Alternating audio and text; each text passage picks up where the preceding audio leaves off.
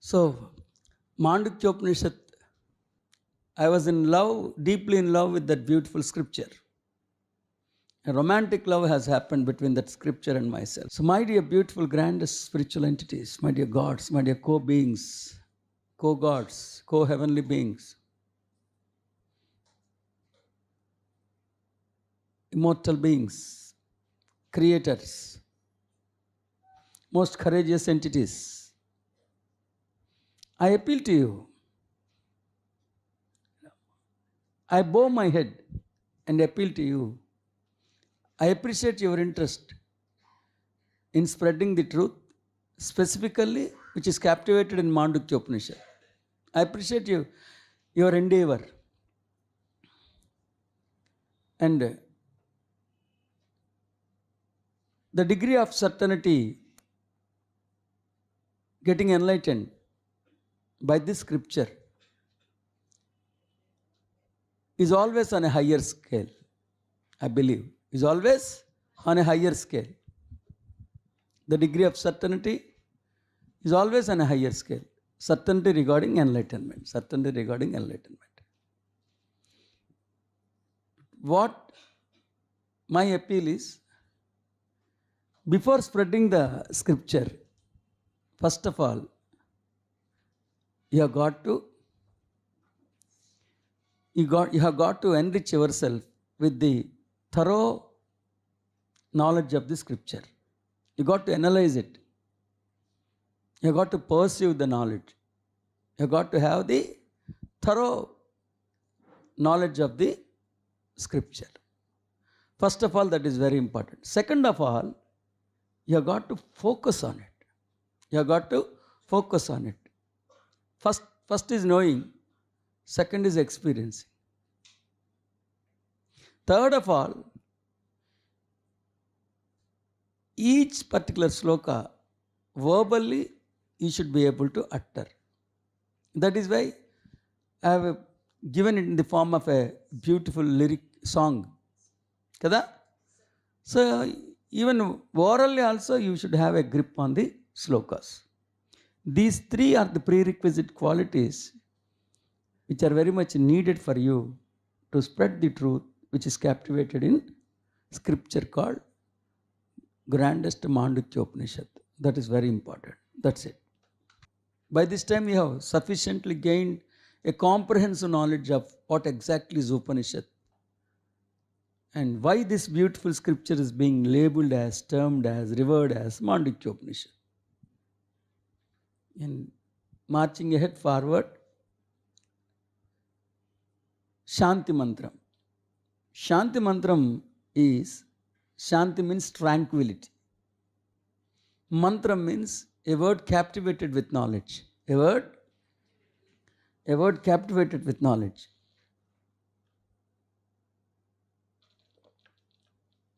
So shanti mantram can be explained as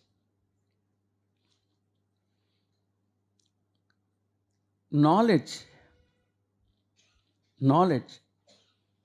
which produces tranquility. Tranquility is being given by knowledge. Tranquility accomplished through enriching the knowledge. That should be the right definition. That should be the right definition. Tranquility accomplished, the tranquility gained through accomplishing knowledge. That is the right definition. Tranquility gained through accomplishing the knowledge. That is fine. For eons together, for incarnations together, the Paramatma is desperately waiting for this maturity, which is very much needed for the unification of Jivatma and Paramatma. So, my dear aspirants,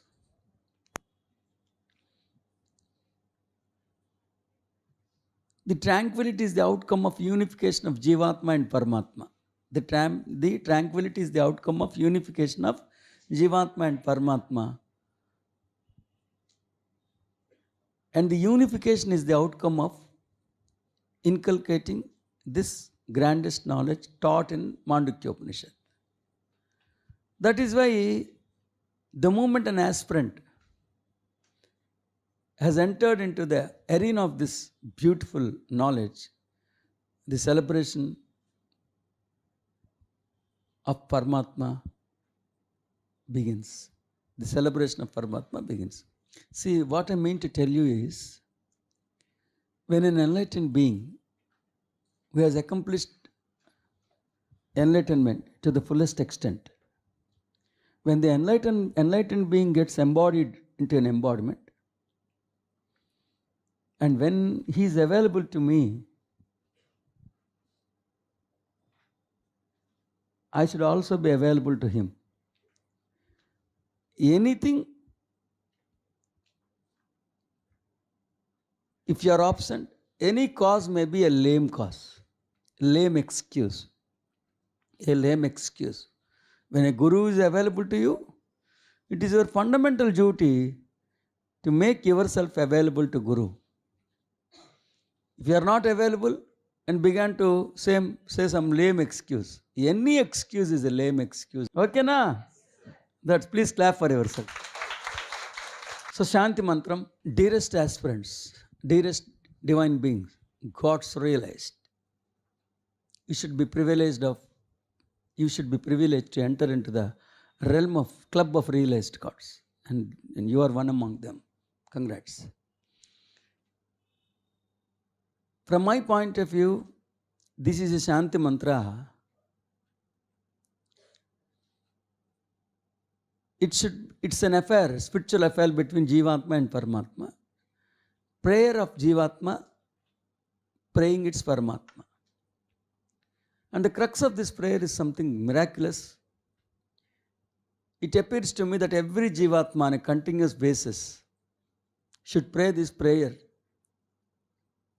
with the Paramatma, because the Jivatma is very sincerely appealing to its Paramatma, requesting its Paramatma to shield, to safeguard its inner thinking pattern from the pollutions, contaminations of the physical world. The sensory organs, the very duty of the sensory organs is, on a continuous basis, they keep on pumping the information pertaining to the physicality. Especially now YouTube is there. There are so many, technically also the scenario is worst.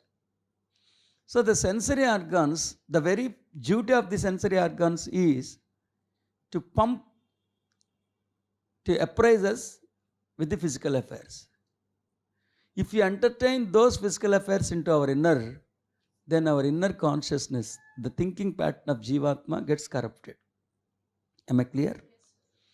So that is why the Jivatma is sincerely appealing to the Paramatma to safeguard its inner thinking pattern from getting contaminated by the contaminations of the physical world,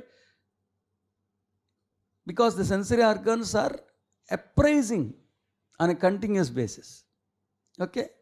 What happens if the thinking pattern of the Jivatma gets contaminated? What happens? It leads to reincarnation.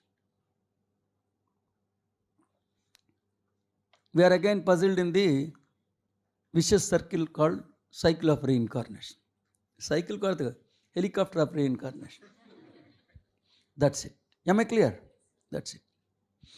There is nothing wrong if you enjoy the physical world, but your enjoyment of the physical world should not be at the cost of your inner consciousness. There is nothing wrong if you celebrate the physicality, but everything is wrong if you are celebrating the physicality at the cost of your inner consciousness. The best remedy is be in the physicality, never allow the physicality to occupy your inner. That is the remedy. This is a beautiful prayer from the Jivatma appealing to its Paramatma. Oh God, give me the necessary strength so that I will never ever yield to any God outside. I know you are my consciousness, you are my God. I will never, give me strength so that I will never ever bow my head before any God. In spite of the intricacies, implications, hardships I am suffering in the physical world, still give me strength, sir.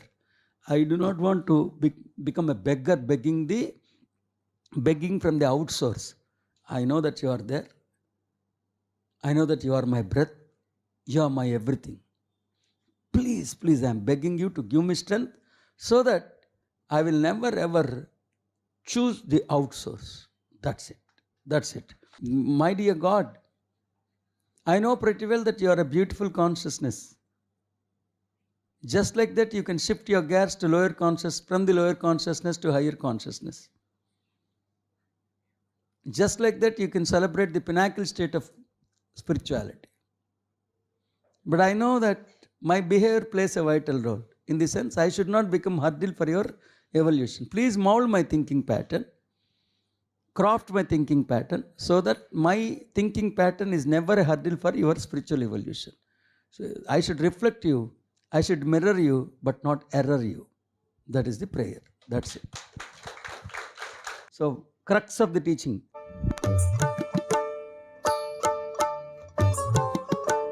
Omityetadaksharamidam sarvam tasyopavyakyanam bhutam bhavat bhavishyaditi sarvamomkara eva yacchanyadrikalaatitam tadapyomkara eva.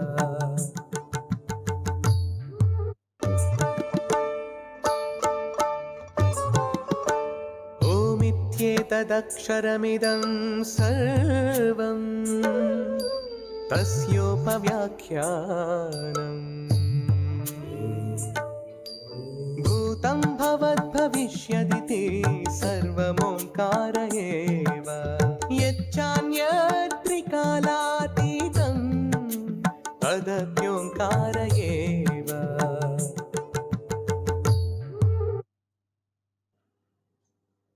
I am the beautiful, grandest Omkara. The source of universe, the source of the innumerable light beings is Omkara. I am one of the grandest light beings, so my source is Omkara. My true nature is Omkara. My innate consciousness is Omkara.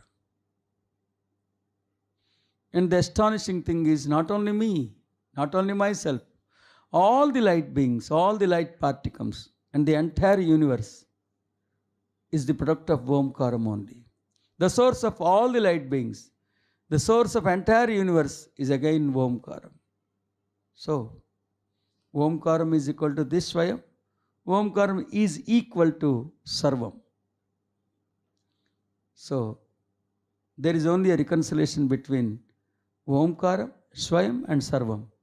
So, Swayam itself is Sarvam. Sarvam itself is Swayam.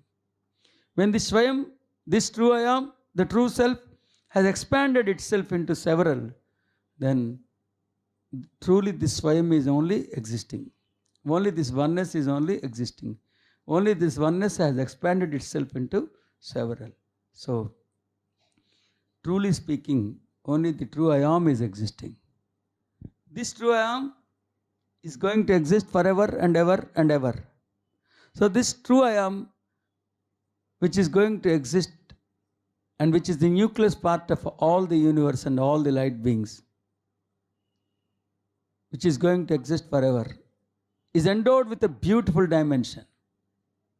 Let us analyze this universe from that beautiful dimension. If we analyze this universe from that beautiful dimension, the so-called past, present and future, everything is Omkaram. In this sense, the divinity which is yet to be explored, the divinity which is already being explored and expressed, and the divinity which is now being experienced by the true I am, the past, present and future, everything is Omkar.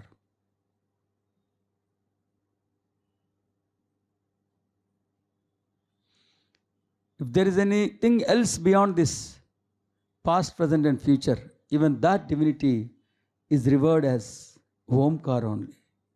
Even an iota is not exempted from this divine principle. Everything is Omkar. Everyone is Omkar. I am the Omkar. While enriching with this beautiful knowledge, I am discarding the stupidity that my ancestors are ants, creatures, insects. Because the insects have performed some righteous deeds and got promoted to animals, and the animals in turn has done some righteous deeds, and ultimately, eventually, they got promoted into human beings. This is the worst poison. I'm just discarding that poison and enriching with this elixir. I'm privileged to declare myself as Vamkaram. I'm privileged to declare myself as an entity who is going to exist forever. I'm privileged to declare that I'm endowed with a beautiful dimension. I'm privileged to declare that if I view from that dimension, the vista is I am everything. Everything is I am.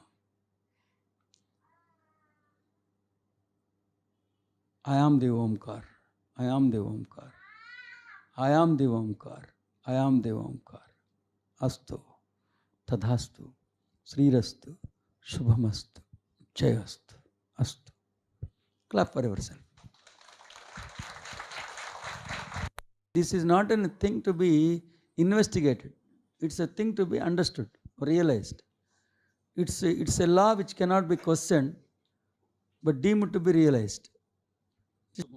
Clap for yourself.